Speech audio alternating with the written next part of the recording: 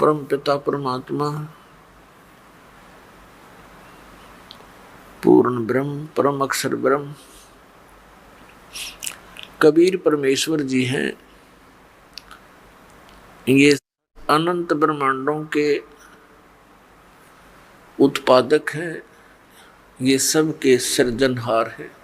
परमात्मा की खोज में आत्मा उसी दिन से लग गई जिस दिन से ये इस काल के जाल में फंसी थी, क्योंकि जो सुख इस आत्मा को सतलोक के अंदर था, यहाँ इस काल के लोक के किसी कोने में नहीं है। उस सुख की खोज करते करते ये महास्वर्ग में भी पहुंच गई, जिसको यहाँ का सबसे सुप्रीम यानी सबसे श्रेष्ठ सुख में स्थल बताते हैं। वहां भी वो सुख नहीं है, वहां भी ऐसे ही आग लगी है जैसे इस पृथ्वी पर है। वहां पर भी वही प्राणी है जो यहाँ शुभ कर्म करके अच्छी भक्ति करके इस काल के सतर की, और वहां पहुंच गए। वहां उनको अच्छी पोस्ट मिल गई, देव शरीर प्राप्त हो गया, वहां का जो सुंदर शरीर है। और जो यहाँ राग द्वेष, ये काम क्रोध मोह लोभ अहंकार, ये सारे विद्यमान हैं, खचाखच भरे हम ऊपर के लोकों के में रहने वाले प्राणियों में। तो वहां भी ये ऐसे ही अपना टाइम पास करके फिर नरक में चले जाते हैं। नरक का समय पूरा करके फिर ये 84 लाख योनियों में भटकते रहते हैं। पुण्यात्माओं, परमात्मा पाने के जो साधन है वो भिन्न भिन्न नहीं है, एक ही मंत्र है, एक ही विधि है, यानी एक जैसे ही वो सब क्रियाएं हैं। और हम परमात्मा पाने के लिए कोशिश करते करते अपने जीव सतर की सोच से और अन्य लोक वेद के आधार से हम महापुरुषों से मिलते हैं, क्योंकि ये विशेषकर हिंदू धर्म के पुण्यात्माओं में एक विशेष आस्था है परमात्मा की, और उनको इतना ज्ञान है सदग्रंथों के आधार से कि गुरु के बिना मोक्ष नहीं होता। ये तो प्रत्येक हिंदू धर्म के पुण्यात्मा के, चाहे कोई भक्ति करता है या ना करता है, तो वो भी ये अवश्य कहता है कि वे गुरु बिन मोक्ष नहीं। तो ऐसी व्यवस्था अन्य किसी भी धर्म में नहीं रही। जैसे सिख धर्म के अंदर गुरु परंपरा थी, लेकिन बाद में वो केवल गुरु ग्रंथ साहिब को ही गुरु मानकर अपना अध्यात्म क्रियाएं करने लगे। लेकिन वक्त गुरु का होना अनिवार्य है। जैसे ये पवित्र गुरु ग्रंथ साहिब, पवित्र श्रीमद् भगवद गीता, पवित्र वेद, पवित्र पुराण, ये तो एक आदरणीय सदग्रंथ है, महापुरुषों की जानकारी है, भगवान के विषय में लिखा है इसमें। ये तो ऐसा समझो कि हमारे औषधि की बुक हो, औषधि की पुस्तक है, और उसके जानकार की आवश्यकता है जो वैद्य हो। और वैद्य वही सफल होता है जो औषधि की पुस्तक में लिखी हुई सब जड़ियों को इकट्ठा करके मिला कर समझ के जड़ी बनाता है। इसलिए वक्त गुरु की आवश्यकता है। तो पुण्यात्माओं, इस धारणा के अनुसार इस आवश्यकता की पूर्ति के लिए ये प्राणी गुरुओं के पास जाने लगे। अब श्रद्धालु को कोई ज्ञान नहीं होता, क्योंकि वो तो जिज्ञासु होता है। जैसा भी उसके गुरुजी साधना करने को कहते हैं वो समर्पित होता है, वैसे ही करता है। तो पुण्यात्मा सभी भक्ति भी कर रहे हैं और बुराइयां ज्यों की तो बढ़ रही है। काम, क्रोध, लोभ, मोह, अहंकार, इसमें किसी के अंदर भी कमी नहीं बनी। इसका कारण क्या है कि पूर्ण संत ना मिलने से तो कभी भी ये शांति इस समाज में, इस लोक में नहीं हो सकती। 600 वर्ष पहले परमात्मा आए थे, स्वयं एक संत की भूमिका करके चले गए और साथ में एक जुलाहे का कार्य भी किया करते थे, ये प्रमाणित करने के लिए कि वही परमात्मा पाने के लिए, क्योंकि उसमें भ्रम फैला हुआ था कि ब्राह्मण वर्ग ही भक्ति के अधिकारी हैं। बाकियों को तो इन्होंने ऐसे लगा दिया था, श्राद्ध श्रुद्ध निकालन खातिर क्रियाओं में उलझा दिया था और विशेषकर यही माना जाता था कि ब्राह्मण ऋषि महर्षि घर त्याग कर चला गया जो व्यक्ति वही परमात्मा पा सकता है, या घना बड़ा सेठ धन दान करता हो। तो परमात्मा ने सब शंकाओं का निवारण करने के लिए एक शूद्र जाति में रहना पड़ा। उस समय छुआछूत चरम सीमा पर थी, अत्यधिक छुआछूत थी। ब्राह्मण लोग शूद्रों को निकट भी नहीं आने देते थे, दूर से बात करते थे। और उस समय परमात्मा एक जुलाहा जाति के अंदर रहे। वैसे तो उनका जन्म नहीं हुआ था, सतलोक से आए थे, सहशरीर आए थे। एक नवजात शिशु का रूप धारण किया था कमल के फूल पर, बाहर एक सरोवर के अंदर। वहां से एक नीरू नीमा नाम के जुलाहा दंपति उठा ले गए थे और वहां परमात्मा की परवरिश लीला होने से और फिर जुलाहे का कार्य करते हुए जनता को ज्ञान भी देते थे, भक्तों को यथार्थ ज्ञान समझाते थे, सूक्ष्म वेद का प्रचार करते थे। वो यही प्रमाणित करने आए थे, एक उदाहरण देने आए थे कि परमात्मा पाने के लिए जाति और धर्म और कर्म, यानी जैसे कोई ज़्यादा बड़ा सेठ यानी धन अधिक या कम, ये इसके लिए कोई मायने नहीं रखता। गुरु पूरा हो और शिष्य सूरा हो, सूरमा। सूरमा का अर्थ है कि इस भक्ति मार्ग पर जो प्राणी लगता है तो उसकी सब क्रियाएं अन्य संसारिक व्यक्तियों से भिन्न होती है, तो उसमें हमारा समाज बाधा करता है। और जो उन बाधाओं की परवाह ना करते हुए आगे बढ़ता है इस भक्ति मार्ग पर, वो सूरवीर होता है। कौन कौन थे सूरवीर जिनका ज्ञान है सुप्रसिद्ध है? दरु थे सूरवीर, प्रहलाद थे सूरवीर, और मीराबाई थी सूरवीर, और स्वयं परमात्मा तो वो मालिक थे ही थे, वो तो सूरवीरों के सूरवीर और सब भगवानों के भगवान कबीर परमेश्वर जी।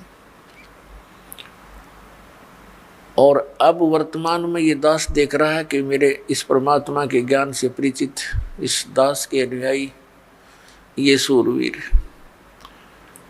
क्योंकि इन्होंने समाज के साथ संघर्ष करके, क्योंकि क्रोथा कांड के दौरान इस दास को इतना बदनाम कर दिया गया था झूठा, और इतना परेशान किया गया परमात्मा के बच्चों को, लेकिन ये सूरवीर थे, ना किसी से लड़े और ना डरे। संत का यही एक नियम होता है, लड़े भी नहीं और डरे भी नहीं, तो परमात्मा साथ देता है।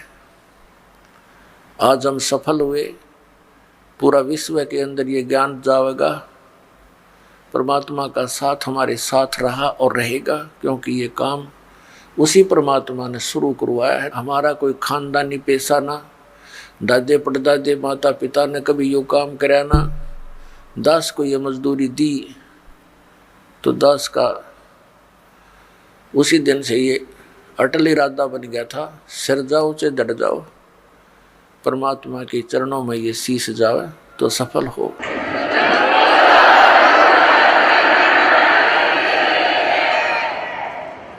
पुण्यात्मा,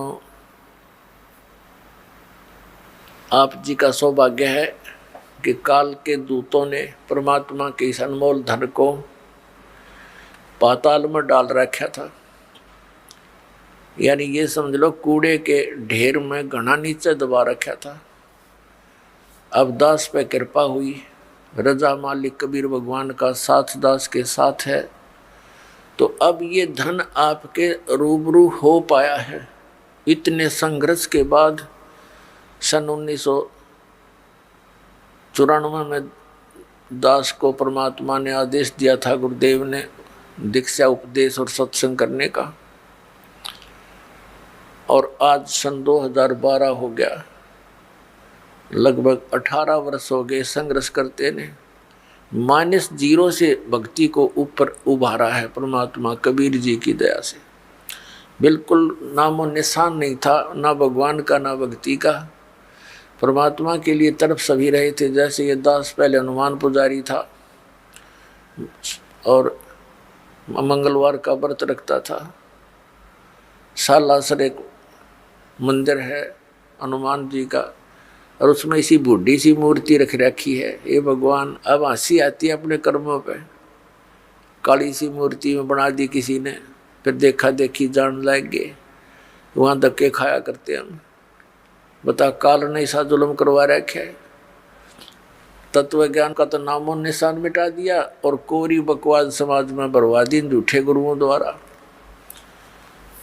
तो पुण्यात्माओं, या मेर हुई भगवान की। कहीं आप देखा करते 4 ईंटें लगा रखी हैं, उस पर कुत्ते मुत्ते वहीं बैठे, वहाँ हम माथा टेकने जाए।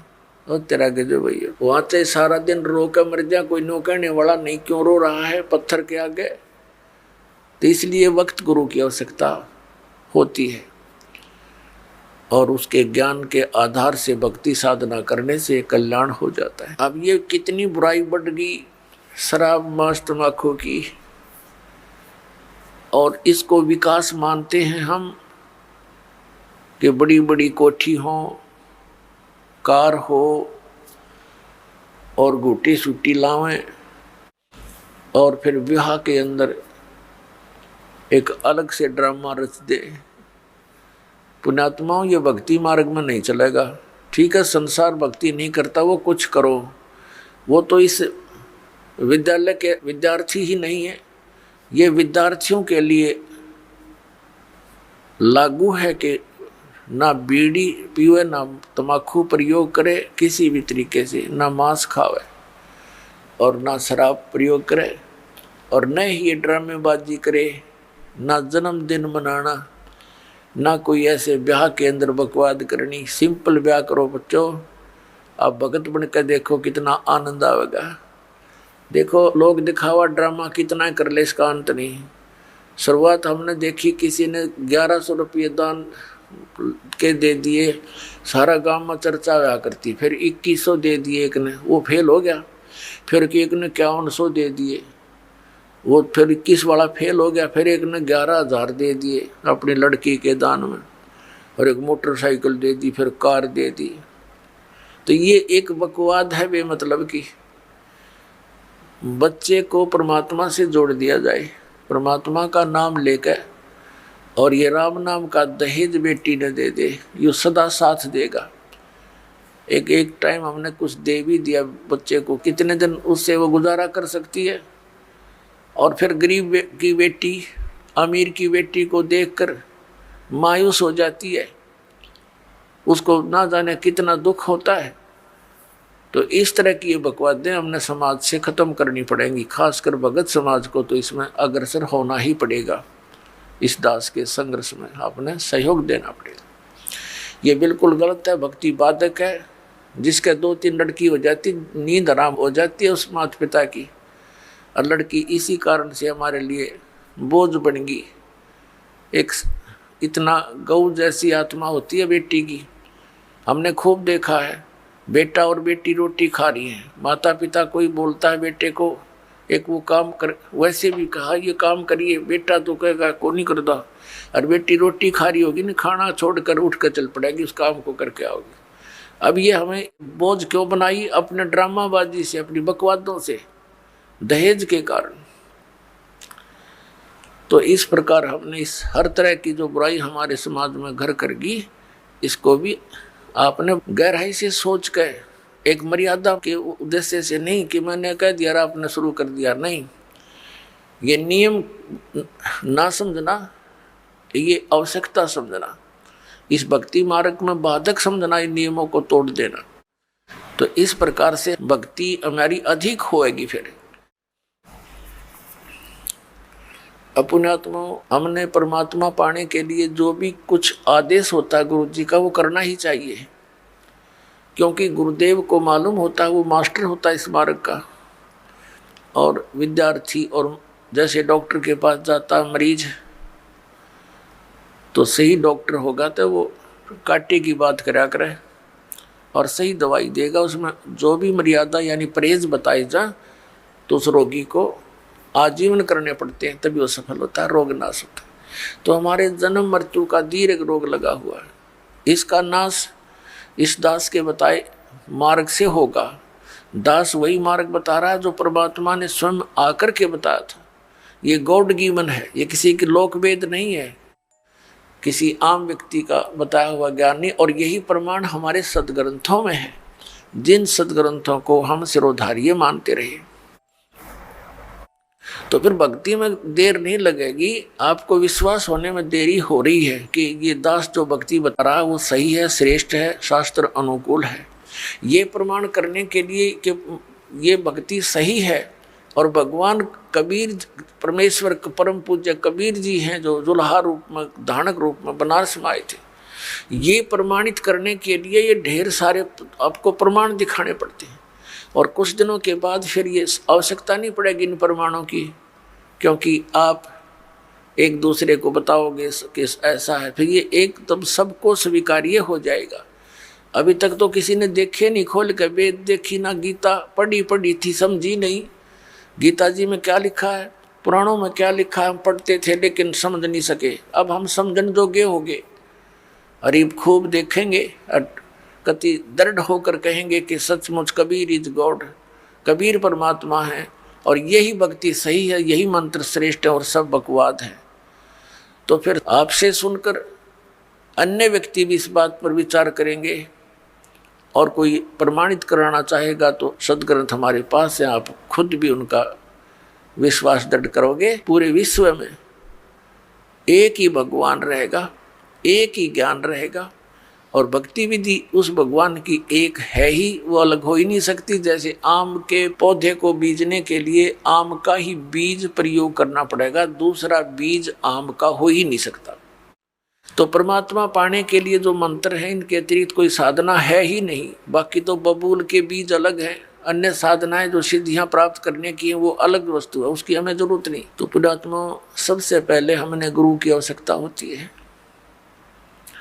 गुरु बिन माला फेरते, गुरु बिन देते दान, गुरु बिन दोनों निष्फल हैं, चाहे पूछो वेद पुराण। गुरु बड़े गोविंद से मन में देख विचार, हरि सुमरे वो रह गए, गुरु सुमरे होए पार। अब परमात्मा कहते हैं गुरु गोविंद दोनों खड़े, काके लागू पाए, बलिहारी गुरु अपना, जिन गोविंद दियो मिलोए। 7 द्वीप 9 खंड में गुरु से बड़ा ना कोई, करता करे न कर सके, गुरु करे सो होवे। सतगुरु के उपदेश का लाया एक विचार, जय सतगुरु मिलते नहीं, जाते नरक द्वार। नरक द्वार में दूत सब करते खेचा तान, उनसे कभू ना छूटते, फिर फिरते चारों खानी। 4 खानी में भरमते, कबहू ना लगते पार, सो फेरा सब मिट गया, मेरे सतगुरु के उपकार। सात समुद्र की मसी करूं, लेखनी करूं बन राय, धरती का कागज करूं, गुरु गुण लिख्यो न जाए।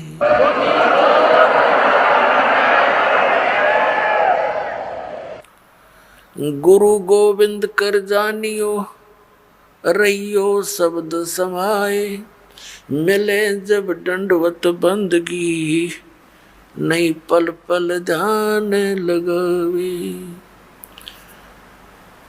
गुरु मानुष कर जानते ते नर कहिए अंध, ओवे दुखी संसार में आग काल के फंदे। गुरु को मानुष जो गिने और करे चरणामृत को पान, ते नर नरक में जाएंगे, युग युग होवे समान। पुण्यात्माओं, परमात्मा ने गुरु जी के ऊपर गुरु की महिमा का, गुरु के महत्व को कितनी गहरे शब्दों में समझाने की चेष्टा की है। पुण्यात्माओं, परमात्मा कहते हैं, कबीर हरि जय रूठ जा, गुरु की शरण में जावे। कहें कबीर गुरु रूठ गए, तो हर ना करे सहाय। अब क्या बताते हैं कि सतगुरु के उपदेश का लाया एक विचार, जय सतगुरु मिलते नहीं हम जाते नरक द्वार। पुण्यात्मा, आपने महावीर जैन जी का इतिहास बहुत बार देखा है, दास ने दिखाया है। वो पुण्यात्मा भक्ति के लिए घर भी त्याग दिया, अपने दादाजी से उपदेश लिया, ऋषभदेव जी से, वो मारीची जी ने, और वही आत्मा आगे चल के महावीर जैन हुआ। महावीर जैन के रूप में जन्मने से पहले उस आत्मा ने 80 लाख बार तो देव पद प्राप्त किया, देवता बना, और बाकी 60 करोड़ बार गधे की योनि, 30 करोड़ बार कुत्ता, 20 करोड़ बार बिल्ली, पता नहीं कितनी बार हाथी, नपुंसक, शिकारी रहा। तो जब तक सतगुरु नहीं मिलते, ये प्राणी साधना करता करता भी दुखी रहता है। तो इसलिए परमात्मा बताते हैं सतगुरु के उपदेश का। पृथ्वी पर सतगुरु एक ही होता है, एक समय में, अनेक नहीं होते। जैसे परमात्मा स्वयं आए थे कबीर जी, वो अकेले ही परमात्मा भी थे और सतगुरु भी थे। वो तो सर्वे सवा थे, और उस समय 64 लाख शिष्य थे मालिक के। पुण्यात्मा, विचार करने की बातें हैं, क्योंकि हम लाल की महिमा से परिचित नहीं थे। लाल को सुनते अवश्य थे कि वो बहुमूल्य होता है, लेकिन पहचान नहीं थी। हम भगवान को सर्व सुखदायी, सब संकटों से निवारण करने वाला मानते हैं, इसलिए ही उसकी खोज में हम जगह जगह भटक रहे थे। लेकिन हमने उस लाल की हमें पहचान नहीं हुई। उन स्वार्थी लोगों ने कौड़ी को हमें लाल बताकर हमारे को दे दिया। हम उन कौड़ियों को लाल समझकर गठड़ी बांधे फिरे थे। अब दास को पता चला, परख हुई, लाल और लालड़ी को परख करने की बुद्धि दी भगवान ने, और वही दास ने आपके साथ कर दी। आपको भी लाल परखने योग्य ज्ञान दे दिया। तो पहले हम साधना ठीक ना करके कितने कष्ट उठाए, उस परमात्मा ने आकर ही हमें ये ज्ञान दिया, अपनी पहचान आप ही बताई। तो क्या बताते हैं कि भक्ति करते करते भी उस महापुरुष की कितनी दुर्गति हुई, क्योंकि उनको सतगुरु नहीं मिला। 600 वर्ष पहले परमात्मा स्वयं आए थे, 64 लाख शिष्य हुए उनके। और अकेले सतगुरु थे, अकेले नाम देते थे। और पुण्यात्मा उस समय ना कोई मीडिया था, ना कोई पुस्तक का लेखन करके कहीं भेजा जा सकता था। आदरणीय धर्मदास साहिब जी ने कबीर साहब की वाणी लिपिबद्ध करके रख ली थी, लेकिन उसको बार बार इतनी को हाथ से लिखने में तो 10 साल फिर लग जाए उसको।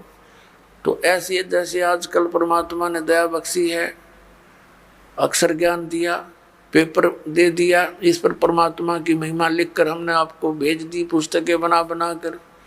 फिर ये इलेक्ट्रॉनिक सिस्टम परमात्मा ने दिया, सीडी का ये बना के दे दी, चिप चल पड़ी परमात्मा की दी हुई है। ये गॉड गिवन इंस्ट्रूमेंट है, ये मनुष्य के सत्र के बनाए हुए नहीं है, ये भूल जाना आप। ये मनुष्य 4 युगों में यही था, एक रेडू के अंदर और 6 खच्चर जोड़ कर रथ बना के घसीटे अंडा करते, अरीवीसी कार बना ली, हवाई जहाज बना दी, और ये इंटरनेट बनवा दिए। ये परमात्मा के दिए हुए हैं, और इस काल ने इनका दुरुपयोग शुरू करवा दिया। इसमें फिल्म देखे, नाचे कूदे, समाज दूना बिगड़ गया। लेकिन अब सुधरेगा। यहाँ पर कोई भी पदार्थ है उसके गुण अवगुण दोनों चले, लेकिन हम अवगुणों को त्याग कर गुणों को ग्रहण करेंगे, हमें ज्ञान हो जाएगा। तो कहने का भाव यह कि 64 लाख शेष होना उस समय एक धानक के जुल्हाए के, ये कोई बड़कों का खेल नहीं है जिसको हम एक शूद्र कहते थे। एक कवि कह के सीमित कर दिया था, क्लोज कर दी थी उनकी फाइल को। अब वह फाइल फिर खुली उस भगवान की। वो परमात्मा है, हमारे पिता हैं।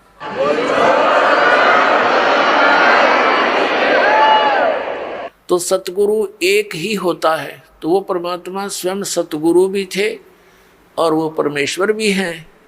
सतगुरु की भूमिका भी उन्होंने की, वो जगत गुरु भी वही हैं। और फिर उनका कृपा पात्र, उन्हीं के ज्ञान से युक्त, उनके आदेश अनुसार फिर सतगुरु वही भेजते हैं। तो उस परमात्मा ने स्वयं कहा कि गरीबदास जी वाले पंथ में, 12वें पंथ में आगे चल के मैं स्वयं आऊँगा और धर्मदास इस सारे अज्ञान को हटाऊँगा। अब परमात्मा ने हो सकता है दास को इस योग्य देखा होगा, तो अपने कुत्ते को छोड़ दिया भौंकने के लिए, अपने बच्चों को, धनियों को जगाने के लिए।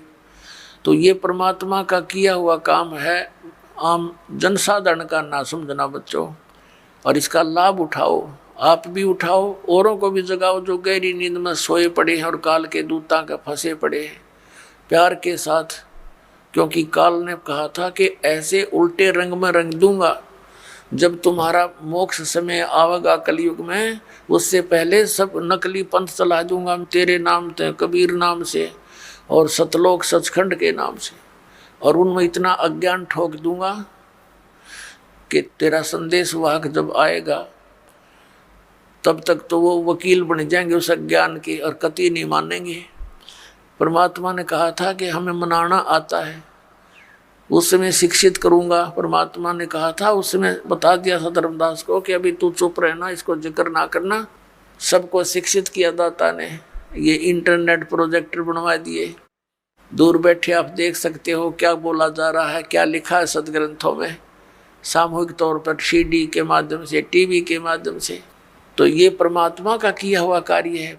और पहले परमात्मा स्वयं एक दिन में हजार हजार जगह प्रकट हो जाते थे, क्यों तो भगवान है, वो तो जो चाहे सो कर सकते हैं।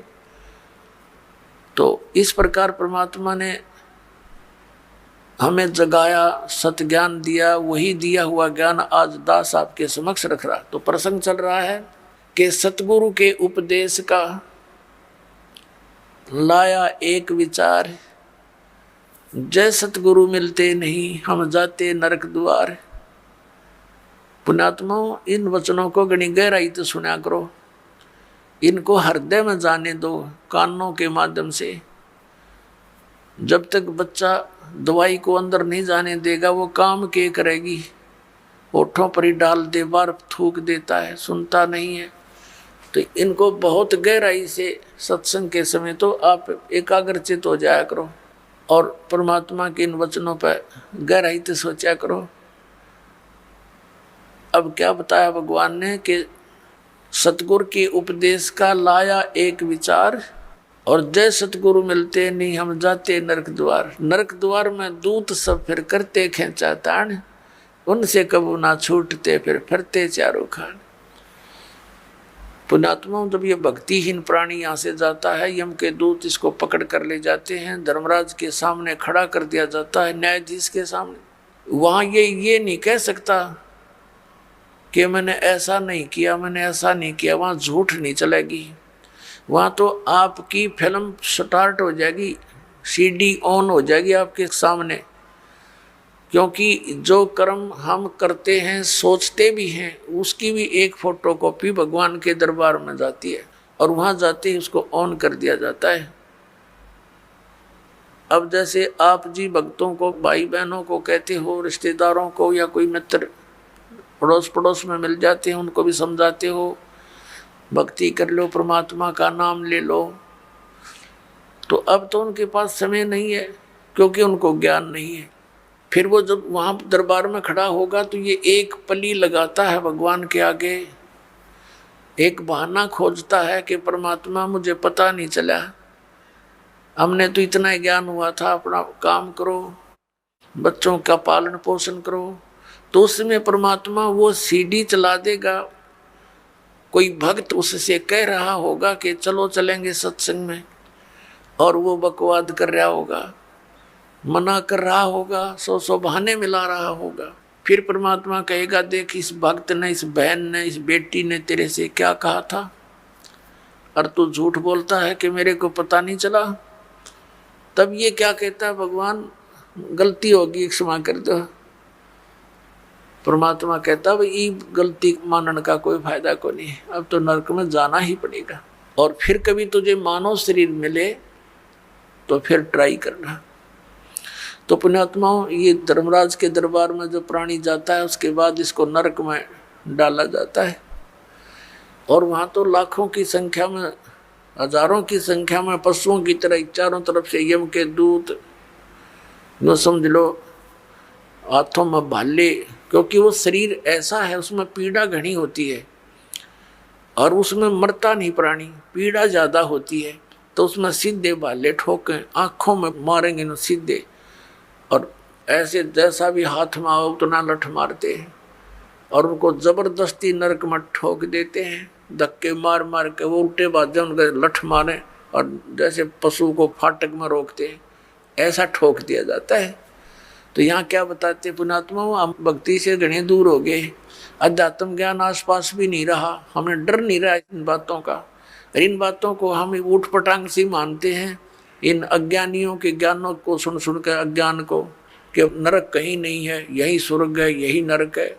अरे इतने बड़े बड़े ग्रंथ लिखे हैं, महापुरुषों ने आँखों देख कर बताए हैं, उनको हम अपनी सोच से झूठा कैसे कर देंगे, करेंगे तो करे रहेंगे, लेकिन सच्चाई हमारे कहने से मिट नहीं सकती। तो परमात्मा बताते हैं कि नरक द्वार में जब नरक में ठोके जाओगे, दूत सब और करते खेचा तान, दे डंडा दे लठें और अंदर ठोक देते हैं। नरक द्वार में दूत सब करते खेचा तान, और उनसे कभी ना छूटता फिर फिरता चारों खान। वहाँ नरक में दुख उठा करके फिर इन चार खानियों में 84 लाख प्रकार के इन पशु पक्षियों और सब प्राणियों के जो शरीरों में कष्ट उठाना पड़ता है। अब परमात्मा बताते हैं, नरक द्वार में दूत सब करते खेचा तान, उनसे कबू ना छूटता फिर फिरता चारों खान। चार खानी में भरमता और कबू ना लगता पार, सो फेरा सब मिट गया मेरे सतगुरु के उपकार। अब सतगुरु के उपकार यानी गरीबदास जी ने कहा कि जा सतगुरु की मैं बलिहारी, जो जमन मरण मिटाही, जो जन्म और मृत्यु के इस दीर्घ रोग का नाश कर दे। कहते मैं उस सतगुरु पर बलिहारी हूँ।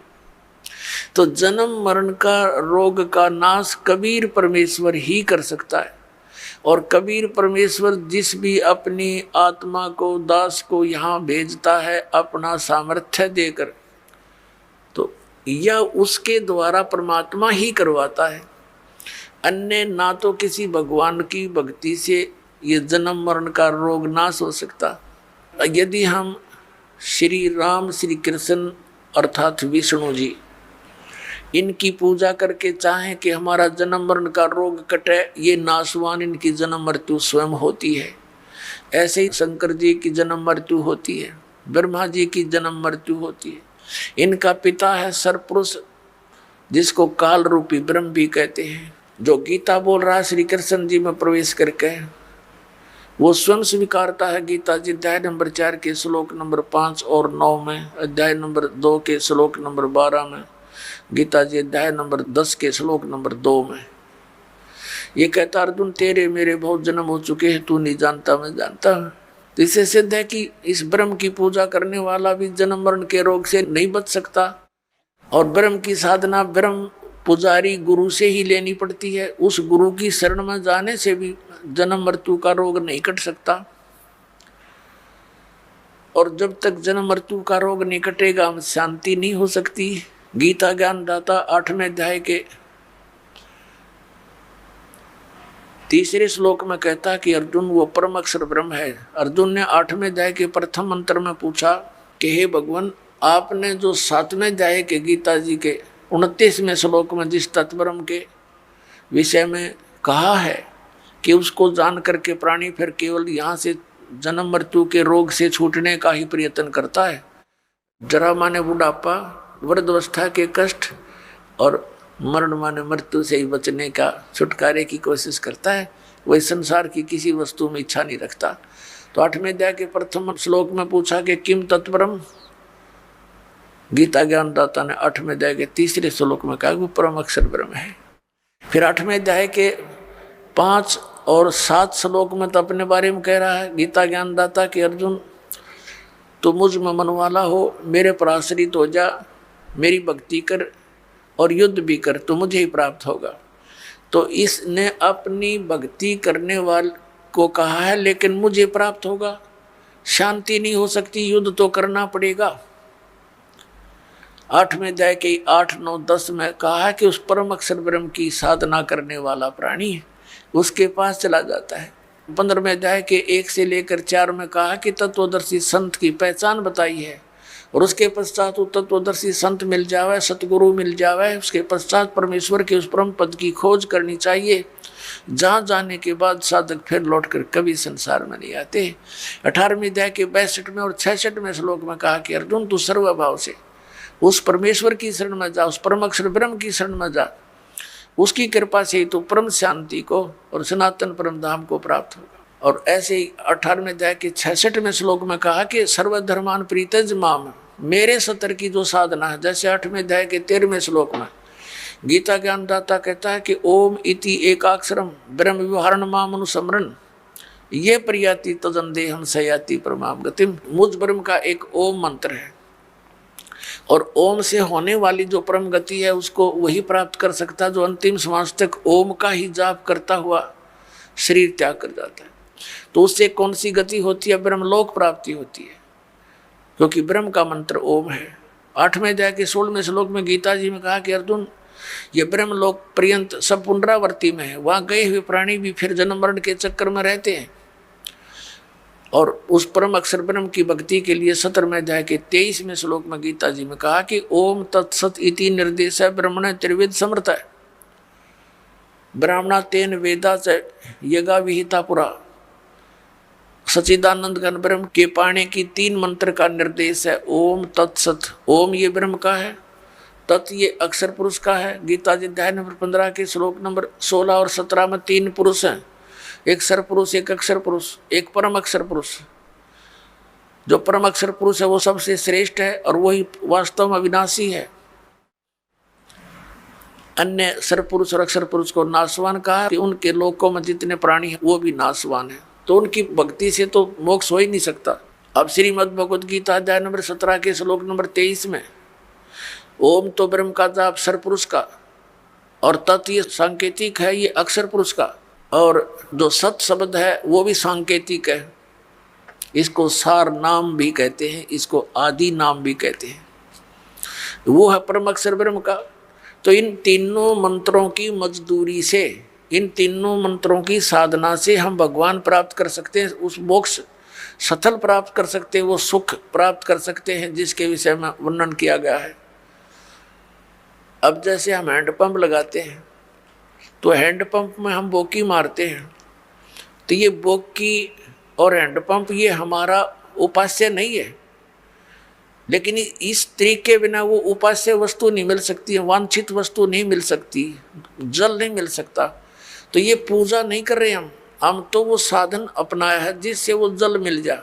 तो ये जो मंत्र हैं ओमकार, ये दूसरे दो सांकेतिक हैं, ये कोई हम पूजा नहीं कर रहे, हम उस अपनी वांछित वस्तु के पाने के लिए साधन अपनाए हैं, ये साधनाएं हैं। तो ये साधना है उस परम अक्षर ब्रह्म के पाने की। जैसे सतनाम का 2 अक्षर का मंत्र है, एक ओम एक तत्। जैसे आदरणीय नानक साहिब जी की जन्म साखी के अंदर समुद्र की साखी में ये प्रमाण है उन 2 अक्षर के मंत्र का। दास अभी बोल के नहीं बताएगा। तो इन दोनों मंत्रों का जाप किया जाता श्वास उश्वास से।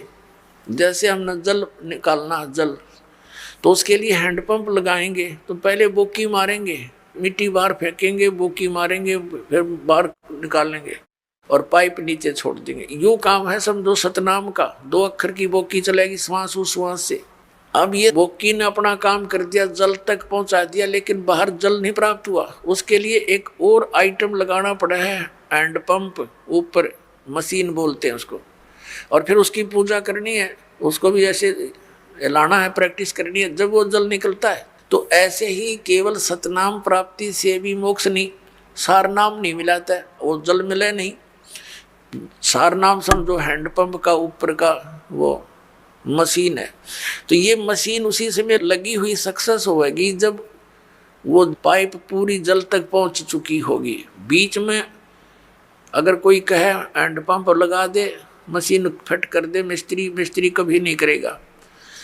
तो ये दास आपको ये सब व्यवस्था बता रहा है, ये आपने करनी है, मजदूरी करनी है इसकी। और जब सारनाम का समय आएगा, आपकी पाइप पहुंच जाएगी जल तक के आसपास, तो फिर हैंडपंप यानी सारनाम आपको दिया जाएगा।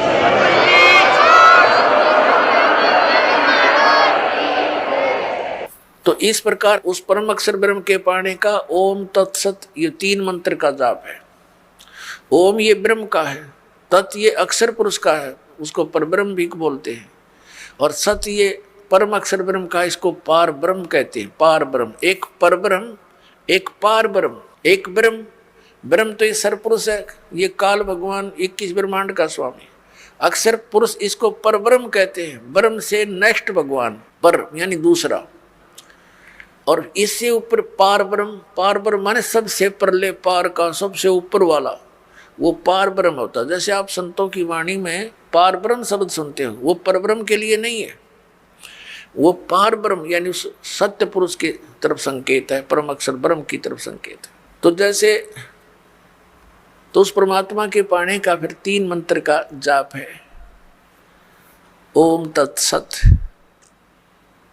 तो इस प्रकार हम उस परमात्मा को पाएंगे। कैसे पाएंगे? गीता जी अध्याय नंबर 18 के श्लोक नंबर 66 में कहा है, इस गीता ज्ञानदाता ब्रह्म ने सर्वधर्मान परित्यज माम एकम शरणम व्रज अहम तवा सर्व पापे भ्या मोक्षामि मा शुच।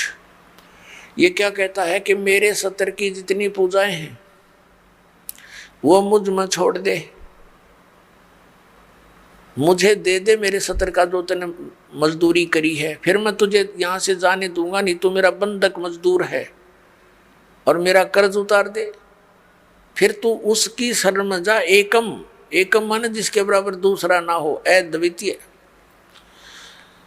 जिसके समान दूसरा कोई शक्तिशाली भगवान ना हो, उस एकम शरणम व्रज, उसकी शरण में जा।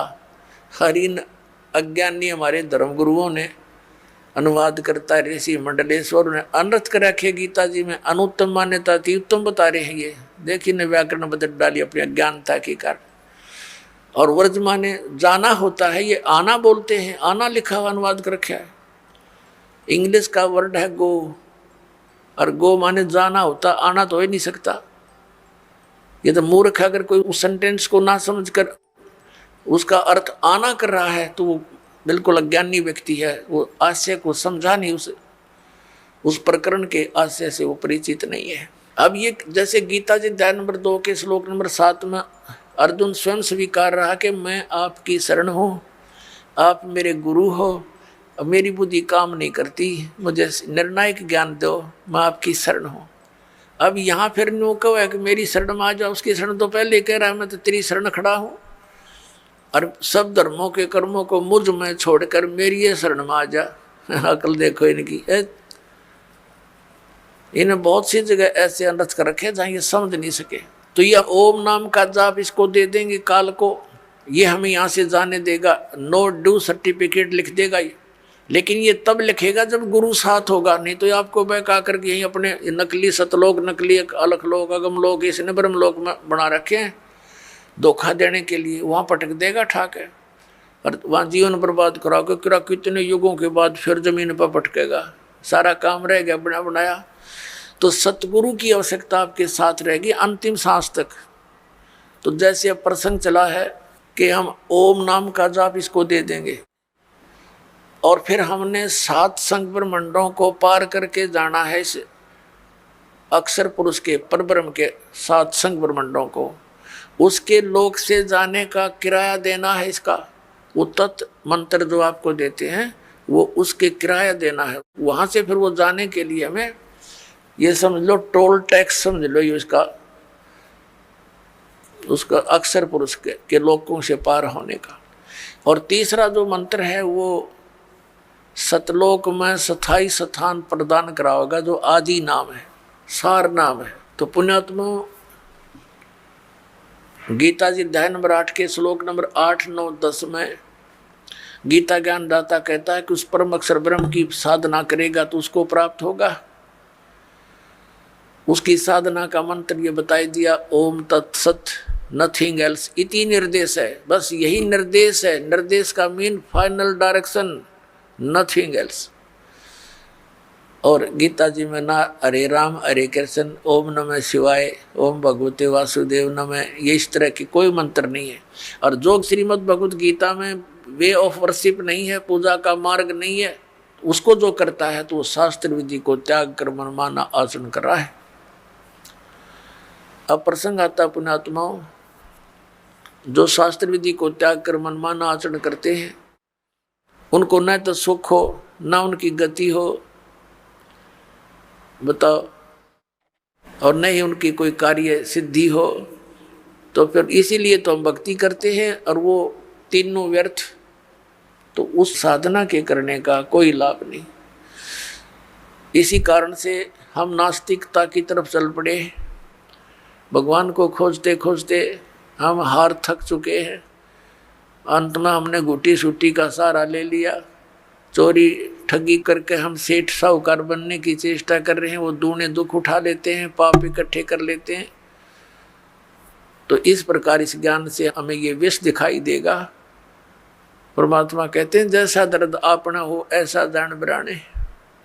पुण्यात्मा हो, आप किसी ऑफिस में जाते हैं, दयाहीन प्राणी हो गए, उनको दर्द नहीं दिखाई देता कि कहाँ से आया है ये व्यक्ति, भूखा प्यासा है, उनको केवल अपना बकवाद उद्देश्य उनका उल्लू सीधा हो जाता है, तो वो आपका कार्य करेंगे ना, तो कति नहीं करें, चौड़नी चाहिए उन्हें पहले। अब दास जब नौकरी लगा 1977 में, तो उसमें कोई एक आध अधिकारी के ऊपर उंगली टिका करती कि वो भ्रष्ट है, बाकी सब ठीक थे। अब एक आध अधिकारी कर्मचारी रह रहा है, उस पर उंगली टेके यूँ ठीक है, बाकी सब एक जैसे हो गए। तो यह क्यों बिजली गिर गई? अज्ञान से। पहले डरते थे भगवान से, भगवान का भय निकल गया और विष खाने लग गए, हाहाकार मच गई। एक शहर में देख लो डॉक्टर है भगवान, दुनिया भर के डॉक्टरों की दुकान खुल गई। मेडिकल में जाकर देख लो, किसी में खचाखच भरे पड़े हैं, उधर पाप इकट्ठे करें, वहाँ भोगे पड़े पड़े। यही परमात्मा कहते हैं जीवित जग में जूती पड़े फिर जम तोड़े छाती, यहाँ ब्रान माटी वगैरह गयम के दूध गढ़ेंगे वो नारे दुख तुम्हारे ऊपर। तो इस विष ने कौन खाओगा जब ज्ञान हो जाएगा? तो ये कारण क्यों हो गया है? क्योंकि हम भगवान के विधान से अपरिचित होकर पाप कर रहे हैं। अब छोटे छोटे बच्चों को दास देखता है, बड़ी खुशी होती है। वो कहता जी मैंने ऐसे बेड़ी उठाकर दे दी गलती से, और रोता है मेरा नाम खंड हो गया। तो पुण्यात्मा ये समाज तैयार होगा क्या? ये बच्चे बुराई करेंगे आगे चल के? ये ऐसा स्वच्छ समाज तैयार हो जाएगा, इनको देख देख और आदमी भी, दूसरे भी इनका अनुसरण करेंगे। छोटे छोटे बालक ऐसे नेक नीति से रह रहे हैं। एक छोटा सा बच्चा, उसको 100 का नोट मिल गया, गली में पड़ा था, आते उसने अपनी माँ को दिया कि वहाँ पड़ा था। उसकी माँ ने कहा नहीं बेटा, इसको हम नहीं प्रयोग करेंगे, इसको उठा के यहाँ दान पात्र में डाल दिया। तो और नहीं तो पहले तो जब ज्ञान ना होता, माँ सबसे पहले जेब में डाला है। पहले तो बच्चा है ना घर लेकर आवा करा, पता नहीं कहाँ उड़ा, उसकी टॉफी खावे, रोरन खवावे फिर। तो इस प्रकार परमात्मा के इस ज्ञान से ऐसे रंगे जाओगे आप, सपने में भी नहीं गलती कर सकते। और माया की आवश्यकता होगी तो भगवान दूर नहीं, ये सत्कर मान लेना। भगवान को किस लिए खोजते थे? हमें किस चीज़ की डिमांड हो, आगे धर देगा ठाका, आप कह सत्कर मान लेना। भगवान इसी को कहते हैं। ये कोई बालकों का खेल नहीं है। नहीं फिर क्यों ड्रामा करते हैं भक्ति की?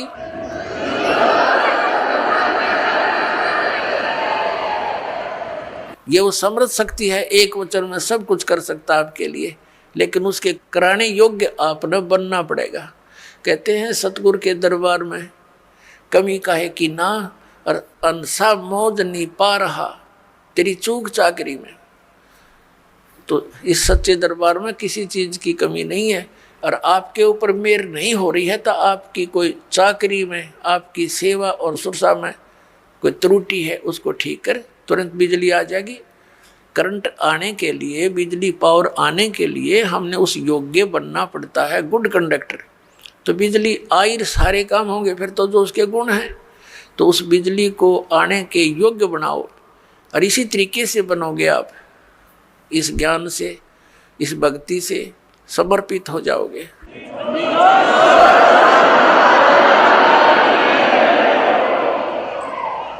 अब प्रसंग चल रहा है सतगुरु के उपदेश का, लाया एक विचार, जय सतगुरु मिलते नहीं, जाते नरक द्वार। अब नरक द्वार में दूत सब करते खेचा ताण, उनसे कबू ना छूटता, फिर फिरता चारों खाने के दुर्गति होती। चार खाने में भ्रमता, कदे ना लगता पार। और ये सब फेरा मिट गया मेरे सतगुरु के उपकार, यानी उस संत की कृपा से, इस मंत्र की प्राप्ति से मेरा यू सारा जो दुख था ये बाईपास निकल गया। 100 फेरा सब मिट गया मेरे सतगुरु के उपकार। फिर क्या बताते हैं? 7 समुद्र की मसीह करूं और लेखनी करूं बन राय, धरती का कागज करूं गुरु गुण लिखो न जाए। होय होय। अब बता के गुण लिखेंगे इस परम पिता परमात्मा का? इतने कष्टों से हमें निकाल दिया। एक कुत्ते का जीवन लिखन लगो, एक मक्के के दुख है उसके ऊपर। सर्दी का मौसम, गली में पड़ा है, पहले वो कोठी में रहता था एसी रूम में बिना भक्ति के, देख कहाँ बना उसका प्लेटफार्म। फिर गली में बैठा है, सह परिवार लेटा है, कुतिया कुत्ते बनकर, ऊपर से वर्षा हो रही है, ठिठुर रहा है, आता जाता उसका लठ मार देता है, हैं? और फिर वो भूखा उठता है सुबेरे, किसी के द्वार की तरफ भागता है, तो वहाँ उसको सुबह सुबह कौन उसके लिए वहाँ परोठे तैयार कर रखा है, उसका डंडा मारेंगे चल। वो फिर दूसरे घर में घुसता है, तीसरे मनमान रसोई में पहुँच जा, क्यों भूख लग रही है, तो उसका लागे कड़ में लठ, फिर ट्या ट्या करता हुआ फिर कहाँ पहुँचेगा? कुरडियाँ पर गंध खाने के लिए जाएगा वो। पुणात्माओं, ये तो एक दिन का प्रोसेस है कुत्ते का। इसको सारे गधे कुत्ते सब 84 लाख योनियों को देखते हुए इसको लिखण लगे तो परमात्मा कहते हैं परमात्मा के गुणों का, या पूरी पृथ्वी जितना कागज हो, 7 समुद्रों की इंक हो, ये सब खत्म हो जाए पर परमेश्वर के इस गुण का अंत नहीं।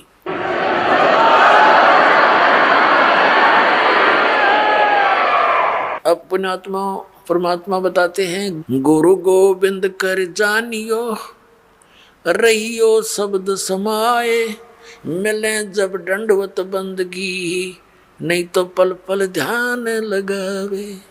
गुरु जी को गोविंद यानी परमात्मा तुल्य मानकर अपना इस भक्ति रूपी गेम को सफल करना। पुण्यात्मा, परमात्मा जब आए थे वो स्वयं भगवान थे और हम उनको ना पहचान कर हम एक सिंपल मैन मानते रहे। आशीर्वाद देते थे, लाभ भी होता था, लेकिन फिर वो जुलाहा दिखा करता, उन्हें भगवान दिखाई ना दिया। इस करके हम सारे रह गए यहीं पर 64 के 64 लाख। अब परमात्मा ने बताया कि गुरु को गोविंद समझकर, भगवान समझकर डील करो, ट्रीट करो उसको। जैसे ये दास तो भगवान नहीं है, लेकिन वो परमात्मा ऐसे ही दास की तरह रोल करके चले गए। वो भगवान था, भगवान थे, और काल हमारी रोल मार गया नू। तो इसलिए परमात्मा ने कहा है कि गुरु जी को तुमने परमात्मा मानकर अपने इस भक्ति मार्ग को सफल करना होगा, ना कतई नहीं होगा ये तुम्हारा। जैसे गणित के अंदर एक ऋण का प्रश्न होता है, उसमें मूलधन ज्ञात करना होता है। उसके लिए मानना पड़ता है, मान लो मूलधन 100 रुपये। वो 100 रुपये मूलधन नहीं होता, मूलधन तो अरबों खरबों में होता है, करोड़ों में होता है। वो मूलधन अरबों करोड़ों वाला प्राप्त करने के लिए हमने 100 रुपये मूलधन मानना पड़ेगा। ये मजबूरी समझ लो, ये ज़रूरी समझो। इसके बिना वो मिल नहीं सकता। हमने जिस मूलधन की हम खोज कर रहे हैं और वो नहीं मिला तो हम फेल हो गए, नंबर 0 हमारे। तो गुरु जी को आप जी ने ये समझना पड़ेगा कि भगवान ही बैठे। जैसे हम परमात्मा के पास जाएंगे तो हम कैसे डील करेंगे उनको, जैसा इस दास को करोगे ये आपका स्वभाव बनेगा, यही भाव बना रहेगा। तो इस भाव और स्वभाव को हमने यही चेंज करके जाना पड़ेगा उसके दरबार में। और वहाँ जाकर फिर मन में 2 सटपट रहेगी तो फिर पटक देंगे उल्टे ठाके। वहाँ तो छालनी में गछाने जाओगे पुण्यात्मा, उड़ा कोई किसी की गवाही की जरूरत को नहीं। तो इसलिए हमने परमात्मा बताते हैं, गुरु गोविंद कर जानियो रहियो शब्द समाए, यानी जो मंत्र दे दिया उसका जाप करते रहना। और मिले गुरु जी जब दंडवत बंदगी प्रणाम करे, और बाद में नहीं तो पल पल ध्यान लगावे, यानी उनकी याद रखें इन गुणों को। हे भगवान, पुण्यात्मा, अभी तक बालक हो, छोटे से बच्चे को 2 साल का, कोई 3 वर्ष का, यानी जिस दिन नाम मिला उसी दिन से आपकी ये भक्ति मार्ग में आयु काउंट होती है।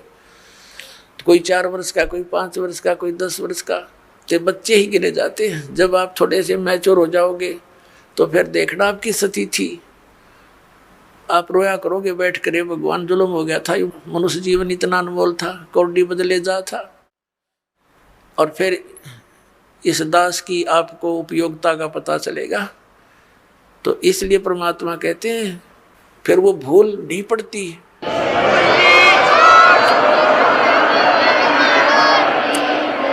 फिर उसकी भूल पड़ ही नहीं सकती। इतना उपयोगी वस्तु एक पल भी नहीं हम दूर हो सकते जिसमें इतना लगाव बन जाएगा, ऐसा खिंचाव बनेगा।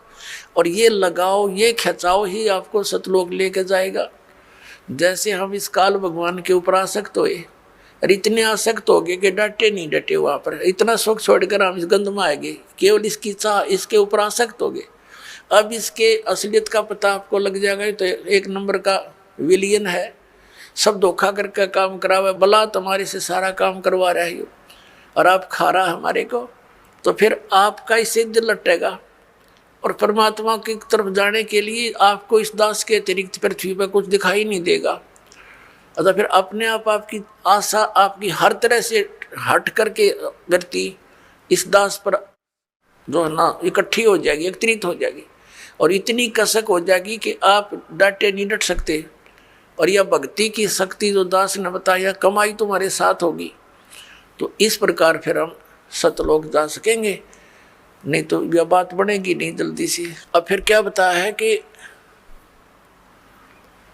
कबीर हरि जय रूठ जा, गुरु की शरण में जावे, कहें कबीर गुरु रूठ गए, हर ना होते सहाय।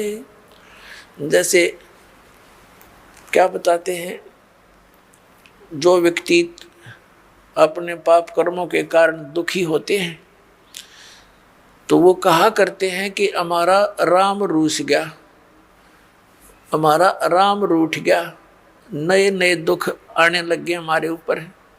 और जो सुखी होते हैं उनको यूं कहा करते हैं इनका राम राज्य है, इनके ऊपर भगवान प्रसन्न है। और जो दुखी होते हैं वो कहते हैं हमारा राम रूठ गया।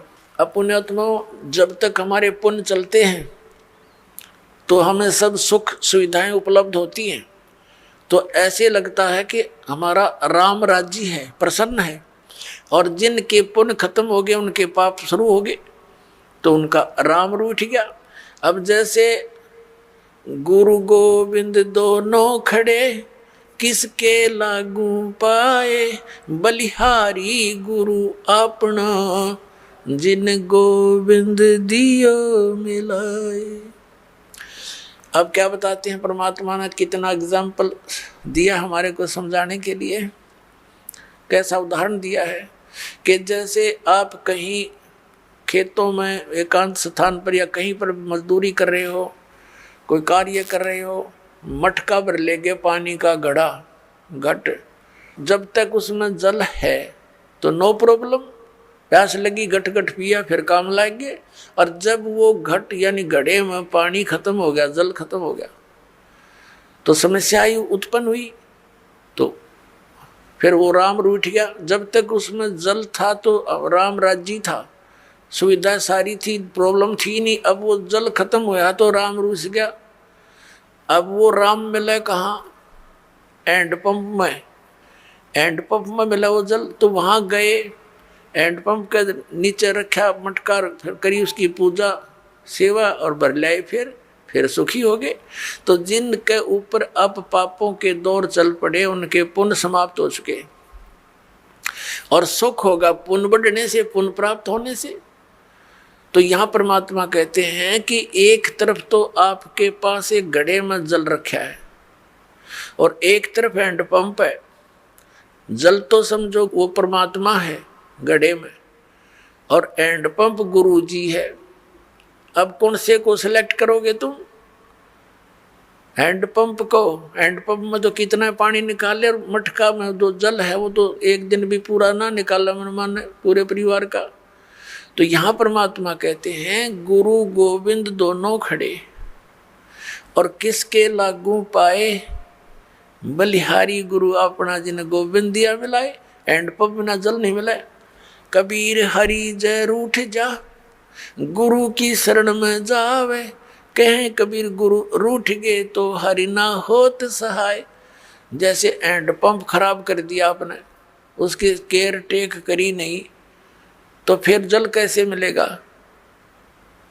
अब गुरु रूठ गया तो भगवान साथ नहीं देगा बिल्कुल भी। परमात्मा कहते मम संत मुझे जान मेरा ही स्वरूपम, मेरे संत को मुझे ही जान लेना तब मैं तेरे निकट आऊंगा।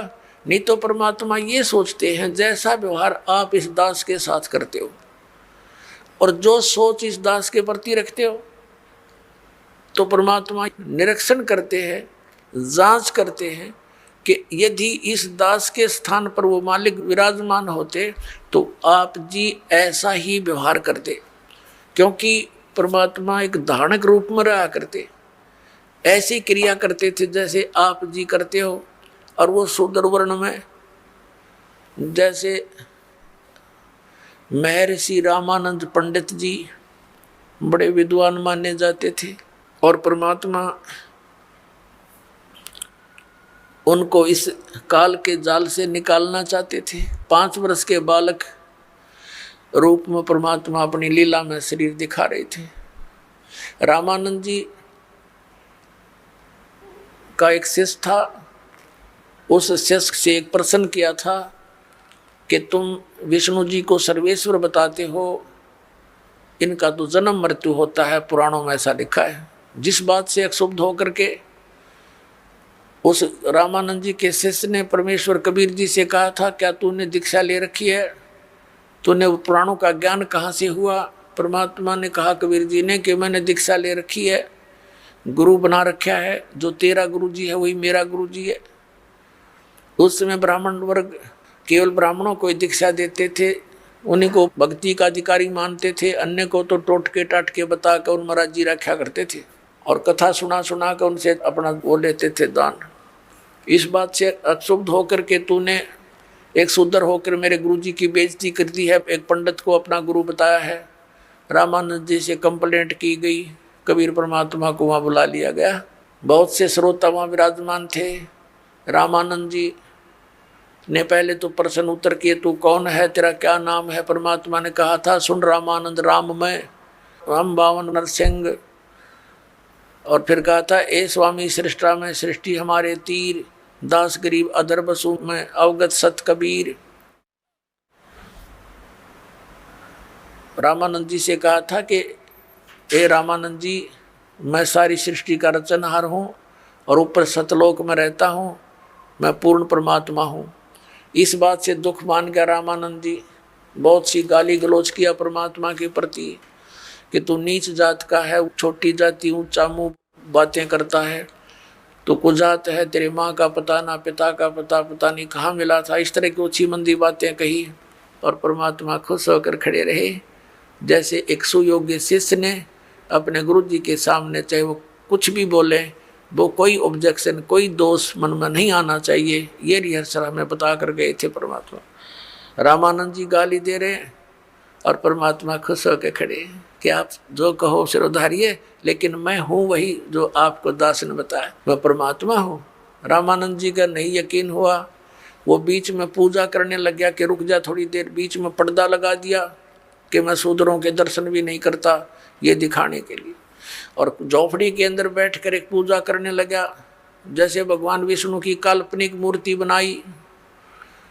ये शालिग्राम की पूजा ऐसे करते थे जैसे विष्णु जी की मूर्ति को, श्री कृष्ण की मूर्ति को नवाते गंगा जल से, फिर उनको साफ कपड़े पहनाते, छोटे छोटे कपड़े बनवा रखे होते।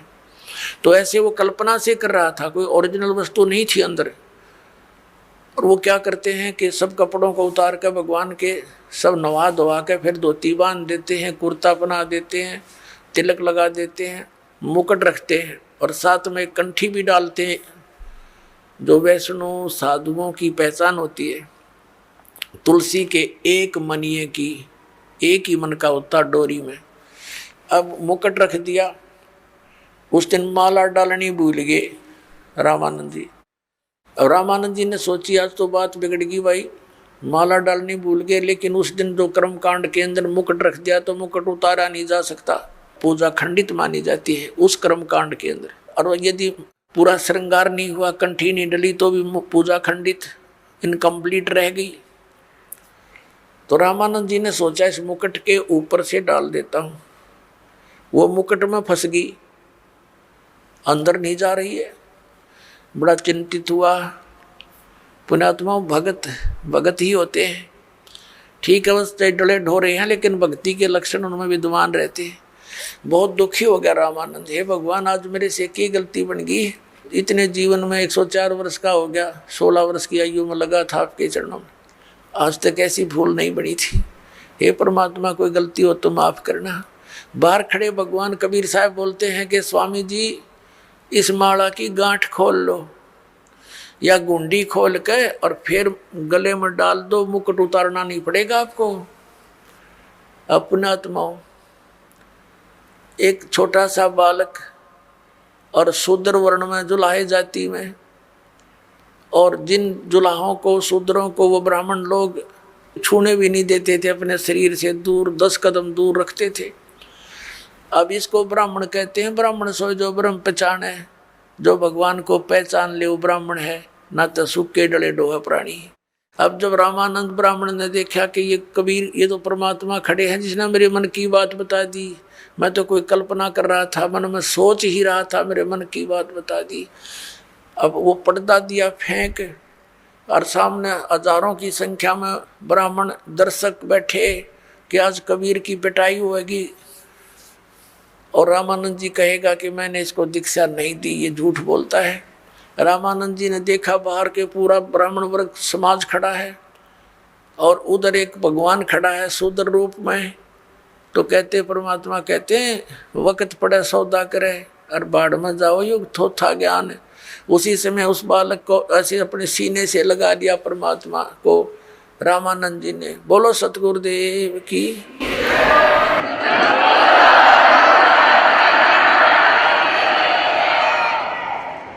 और जो ऐसे परमात्मा को सीने से लगाया तो इतना नरम शरीर था परमात्मा का जैसे रुई रबड़ होता है, क्योंकि उनका शरीर शुक्रम अकायम असनाविरम है। परमात्मा का शरीर हमारे जैसा 5 तत्वों से बना हुआ नहीं है। जैसे यजुर्वेद अध्याय नंबर 40 के मंत्र 8 में लिखा है कि कबीर मनीषी शुक्रम अकायम असनाविरम स्वयंभू। वो स्वयं प्रकट होने वाला परमात्मा है, स्वयंभू है, उसका कोई कर्ता नहीं, वो स्वयं बना है, अपना आप ही है, समझो स्वयंभू का अर्थ। और उसका शरीर असनाविरम, या अडचाम का पुतला नहीं। तब रामानंद जी ने कहा था, मन की पूजा तुम लखी, ये मुकुट माल परवेश, गरीब दास गति कौन लखे, तेरा कौन वर्ण के भेख। ओए होए। अब रामानंद जी कहते हैं, भगवान आप तो परमात्मा हो और आपको कैसे पहचान सके हमारे जैसे जीव सत्र के व्यक्ति। आप किस तरह वेशभूषा में 5 वर्ष के बालक की आयु में और कौन से वर्ण में यानी जुलाए जाति में खड़े हो। आपको भगवान कैसे माने हम, ये जीव कैसे समझ सकेंगे परमात्मा। मेरी तो आपने भ्रम निवारण कर दिया।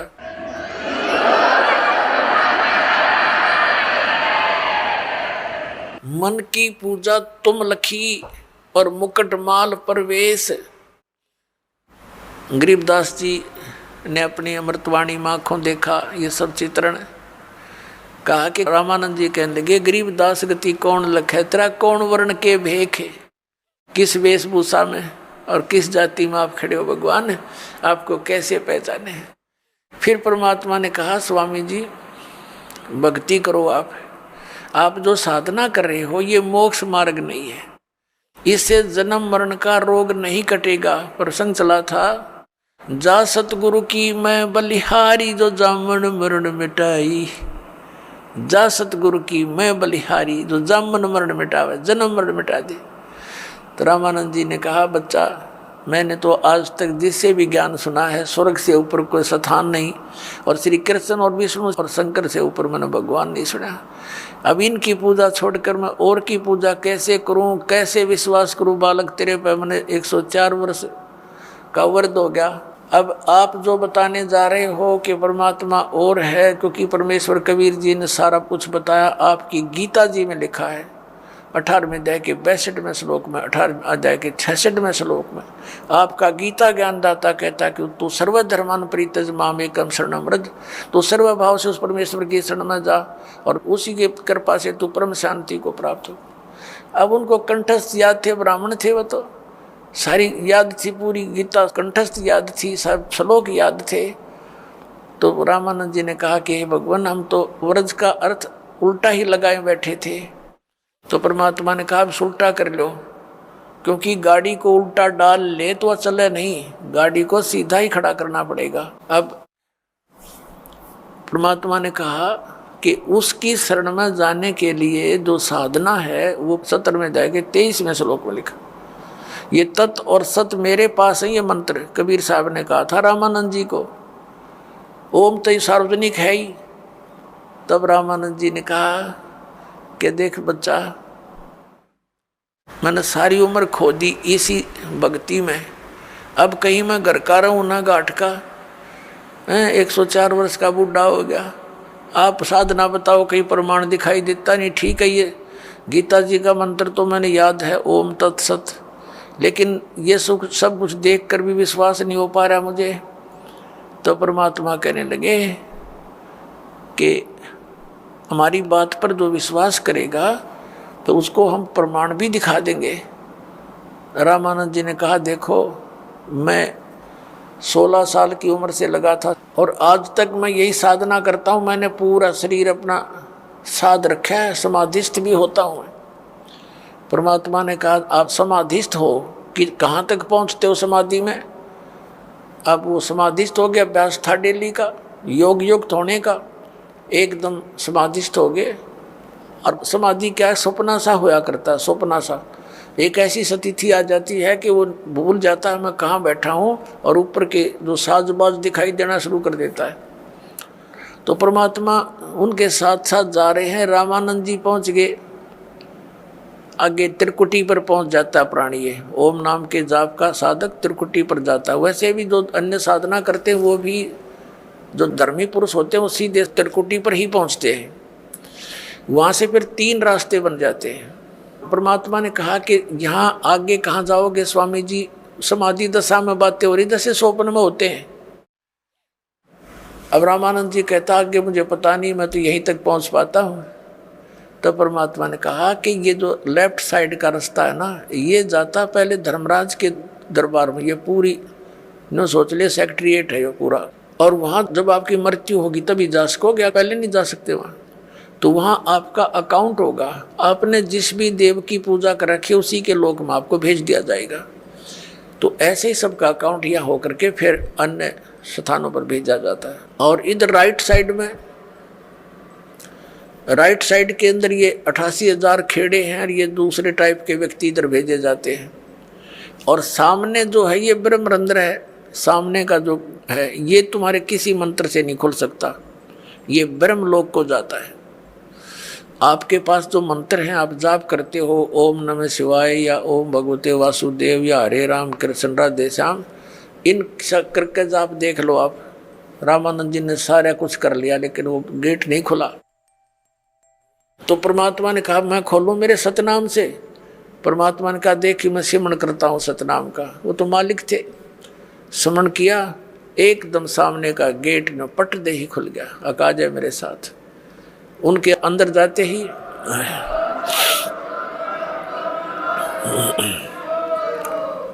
परमात्मा के अंदर जाते ही ऑटोमेटिक फिर बंद हो गया। ऊपर ले गए ब्रह्मलोक में, ब्रह्म दिखाया। ये अपने पुत्र का रूप धारण करके कभी ब्रह्मा रूप धारण कर लेता है, कभी विष्णु कभी शिव जी।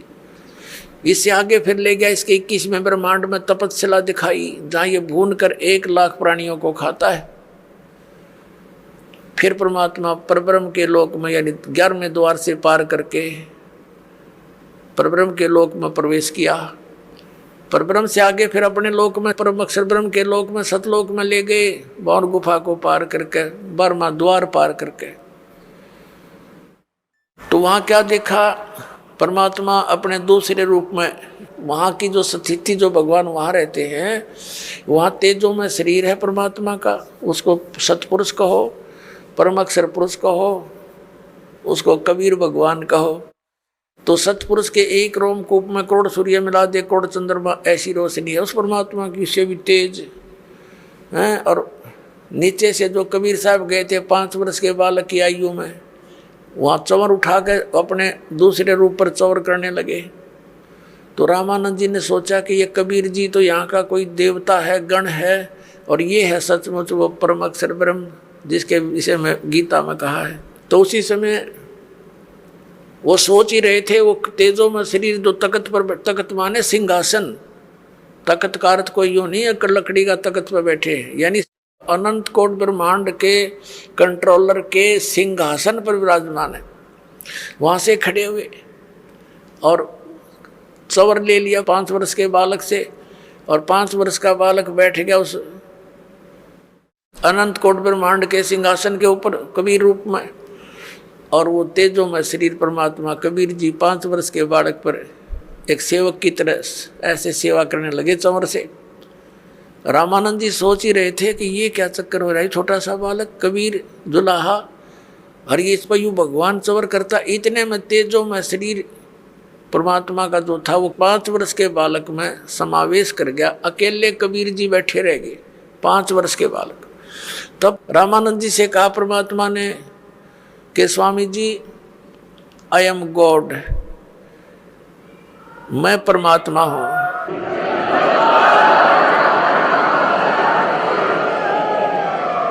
और तुम मेरे बच्चे हो, वहां काल के जाल में हो, देख झांक कर उस नरक में जहां तुम रह रहे हो। रामानंद जी ने नीचे देखा तो तेरे की यहाँ तो ऐसे दिखे जैसे कीड़े मकोड़े चल रहे होते इस नरक में, इसका सारे जो यहाँ के राष्ट्रपति और प्रधानमंत्री चाहे सब कुछ हो, वो सतलोक की तुलना में ऐसा गंध दिखाई देता है। परमात्मा कहते हैं इसकी 100 योजन जाती है या दुनिया की गंध 100 योजन तक, एक योजन में 12 किलोमीटर, कहते 1200 किलोमीटर तक इसकी बदबू जाती है ऊपर इस गंदे लोक की, जहाँ तुम ठाठ मान रहे हो स्वर्ग सारे मिला करके सारे इतने खराब हैं यहाँ के। तब रामानंद जी से कहा कि जाओ तुम वापस ही यहाँ आना पड़ेगा। हो गया विश्वास आपको? अके भगवान हमारी ताएं खुल गई। जब वापस आए शरीर में, सामने फिर बैठे परमात्मा, वही 5 वर्ष के बालक रूप में जागोष्ठी हो रही थी उनकी, चरण पकड़ दिए 104 साल के उस वृद्ध ने, ब्राह्मण ने, वो था ब्राह्मण, और 5 वर्ष के दानक के पैर पकड़ दिए उस बालक के और कहा कि 2 ठोड़ है, एक तू भया एक से 2, और गरीबदास हमकार ने तुम आए हो मुग्धो। तुम साहेब तुम संत हो, तुम सतगुरु तुम हंस, और गरीबदास तेरे रूप में ना और न दूजा अंश। बोलो सतगुरुदेव।